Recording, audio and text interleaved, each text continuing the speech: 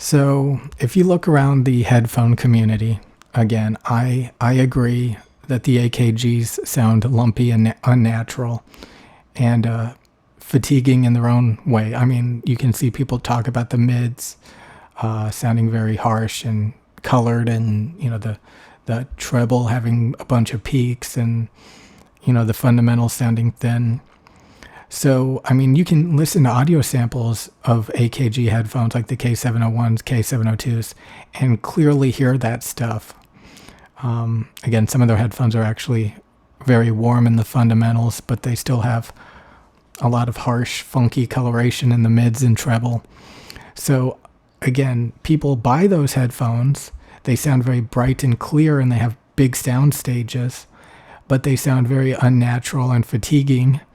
So they gravitate towards Sennheiser, which are more warm, and they don't have the thing is, a lot of Sennheisers do have some peaky treble in their overpriced, like 660Ss and stuff.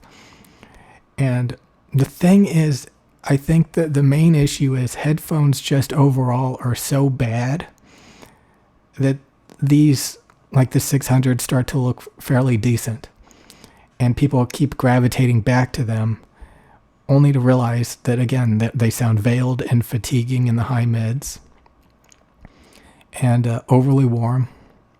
And people glamorize that because, again, where are you going to go? AKG? You go to Biodynamic and they talk about the mountainous treble, overly bright and stuff like that. It's like picking your poison. It's like, each headphone company is like some alien race. Do you want to be part of the overly warm, veiled Sennheiser trash?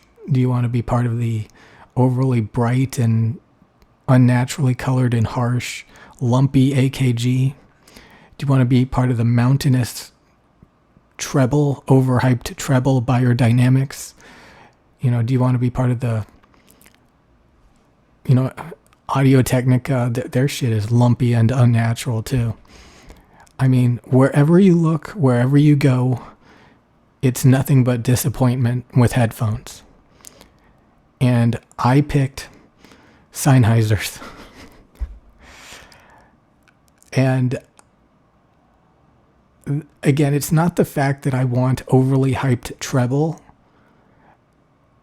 which it's the fact that these don't have any detail in the treble. Some people claim they do. It's just that they're not overhyped. I don't believe that. I believe the people who say that there is no detail in the treble and it sounds veiled, like they're... See, all of this stuff is very confusing, very disorienting. And people who even review headphones and have used all of these headphones gravitate back to this headphone because of it does sound transparent in audio samples. It does sound transparent compared to a lot of stuff that's out there. It's just there's enough wrong with these that I find them personally unusable. I need detail in the treble. I don't want them to sound extremely fatiguing. I mean, these things are a deal breaker. The Philips 9500s may have been lumpy, but at least they had a detail in the treble. And honestly, the amount of fatigue on these headphones is actually, I would say, worse than the Philips.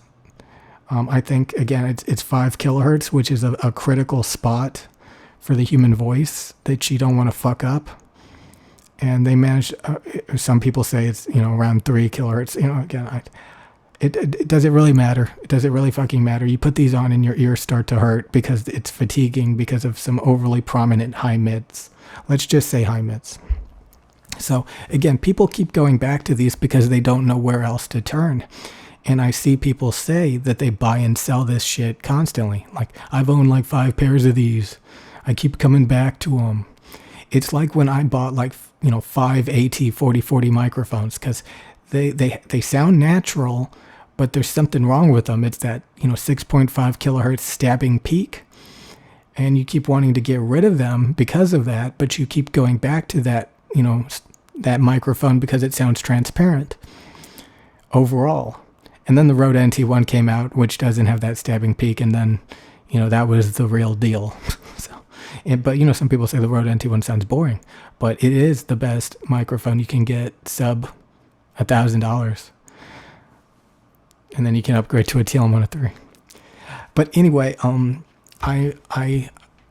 just I make so many videos thinking about this stuff. I expend so much time and energy, and I feel like I went down. The funny thing is, my reviews for the Sennheiser headphones are accurate. In my reviews, but I overlooked that there's, some critical things about, this brand of headphones. And the thing is, I find them unusable for what I do, for critical listening. And it's hilarious because these are like the world's flattest headphones. They're supposed to be good for mixing and mastering. I can't even tell the differences between microphone audio samples. There's not enough information to extract from the sound of these headphones. These are beautiful headphones, but they are shit. Like, I was losing my shit the past couple of weeks. I did not know what to think. There was so much to think about, and I feel like I finally understand these headphones now. I've given them enough time. I've listened to. They're terrible. I don't enjoy listening to them, and I'm very confident about that now. I'm not changing my mind. The grass may not be greener at a lot of these other companies, but I find these unusable. And it is disappointing. I really wanted to like these headphones. I wanted these for a year. And I finally tried them, and they're dog shit. And the Philips 9500s I was using were more useful than these. It's a disappointment to me. I didn't want to have to say this shit, but it's true.